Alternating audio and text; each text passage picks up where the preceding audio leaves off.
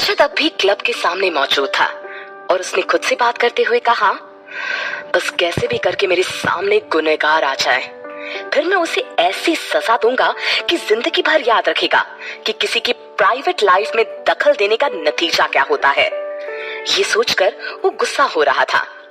दूसरी ओर महिमा विशाल और अदिति के साथ विशाल की गाड़ी में मौजूद थी। अदिति ने महिमा से कहा, माही, यू आर सो लकी जो तुझे राज की तरह केयर करने वाला हस्बैंड मिलने वाला है। देखना राज ने किस तरह उन लड़कों को अकेले ही सबक सिखा दिया। वो तुझे पागलों की तरह प्यार करता है। ये कहते हुए वो महिमा से रजत की तारीफ करने लगी। गाड़ी चला रहा विशाल भी मिरर में देख रहा था। महिमा से बोला, यार माही, एसी की बात बिल्कुल सही है। मैंने कभी सोचा नहीं था कि रजत राय सिंह जैसा शख्स भी इस तरह किसी को दीवानों की तरह प्यार कर सकता है। लेकिन महिमा ने उन दोनों की बातों का कोई रिप्लाई नहीं दिया और वो गाड़ी की विंडो से बाहर देखने लगी। अदिति ने पीछे पलटकर उससे कहा, क्या बात है माही, तू आजकल बहुत शांत रहने लगी है। बल्कि तुझे तो बहुत खुश होना चाहिए कि तुझे राज जैसा लाइफ पार्टनर मिलने वाला है। दिखने में भी इतना हैंडसम, रिच और सबसे बड़ी बात, वो तुझे बहुत प्यार करता है। उसकी बात सुनकर महिमा बोली, हाँ ऐसी, तुमने ठीक कहा और मैं बहुत खुश हूँ। उसकी आवाज में अजीब सा खालीपन था। अदिति ने विशाल की ओर देखकर कहा, मुझे लगता है आज क्लब में जो कुछ हुआ उसकी वजह से माही परेशान है। विशाल बोला, हो सकता है, हम अभी उसका मूड ठीक कर देते हैं। ये कहते हुए वो उसकी ओर देखने लगा जो कि सवालिया नजरों से उसकी ओर देख रही थी। उसने कहा, आज तुम दोनों के फेवरेट गुमनाम शायर की गजल का नोटिफिकेशन आया हुआ है। ये कहते हुए विशाल ने गुमनाम शायर की गजल वाला नोटिफिकेशन शुरू कर दिया और उसने गजल पढ़ना शुरू किया। तुम्हारे एहसास ने फिर से छूकर मुझे संदल कर दिया। मैंने उसे शब्दों में पिरो दिया और जमाने में मेरा नाम हो गया। ना मुझे होश रहा, न जमाने को होश रहा। मैंने तुझे टूट कर चाहा और जमाने ने मेरे एहसासों को गुमनाम शायर का नाम दे दिया।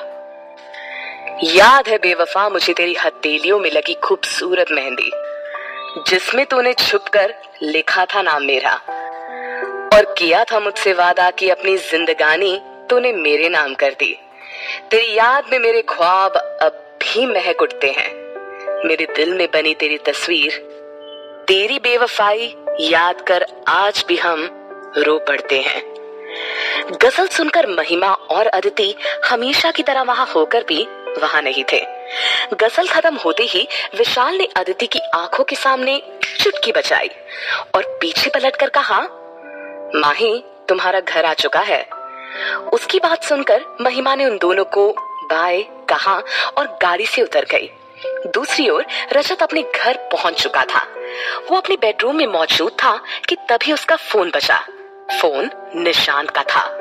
उसका फोन देखकर वो खुद से बात करते हुए बोला, पहली बार इसका नंबर डिस्प्ले होते देख खुशी हो रही है। जरूर इसने इंफॉर्मेशन निकाल ली होगी। ये कहते हुए उसने जैसे ही फोन रिसीव किया, निशांत बोल पड़ा, सर, जो लिंक को आपने भेजा था वो न्यूज बस स्ट्रीट न्यूज चैनल से अपलोड की गई है। उसकी बात सुनकर रजत ने कहा, और उस न्यूज को किसकी आईपी से अपलोड किया गया था? निशांत ने कहा, मल्लिका सेठ। इतना सुनते ही वो बोला, निशांत, कल दोपहर 12 बजे सारे सोशल साइट्स और न्यूज चैनल वालों को कहो कि रजत राय सिंह अपना इंटरव्यू देंगे और सभी को कल मेरे ऑफिस में बुलाओ। और हाँ, ध्यान रहे, मल्लिका सेठ को इनवाइट नहीं करना है। समझ गए तुम? निशांत ने जवाब में कहा, जी सर, अच्छे से समझ गए। रजत ने ओके बोलकर फोन कट कर दिया और खुद से बात करते हुए बोला, मल्लिका सेठ, मुझे पहले ही समझ आना चाहिए था कि ऐसी घटिया हरकत तुम्हारे अलावा और कोई नहीं कर सकता।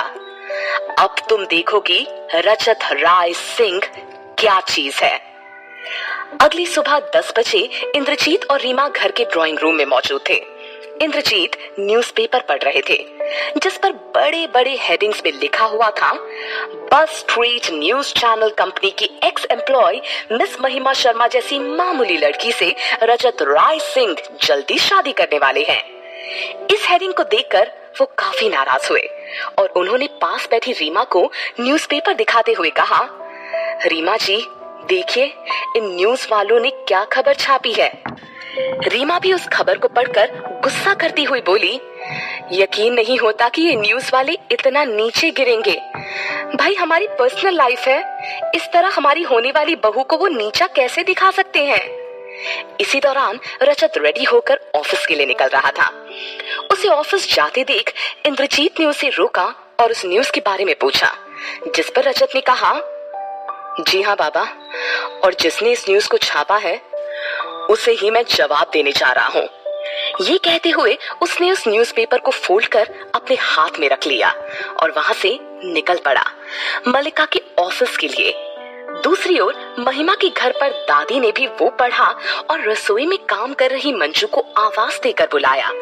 मंजू के आते ही उन्होंने उसे वो अखबार पकड़ाते हुए कहा, देख मंजू, हमारी माही के लिए कैसी न्यूज छपी है। ये कहते हुए उन्होंने न्यूज़पेपर उनके हाथ में दे दिया। इसी दौरान महिमा भी ऑफिस के लिए निकल ही रही थी। वो बाय बेबी डॉल कहती हुई वहां दादी के गले लग गई। दादी ने कहा, देख माही, तेरी तस्वीर के साथ कैसी खबर छपी है। उनकी बात सुन महिमा ने मंजू के हाथों से अखबार लिया और वो भी न्यूज पढ़ने लगी और फिर उसने उस पेपर को दादी को पास करते हुए कहा, दादी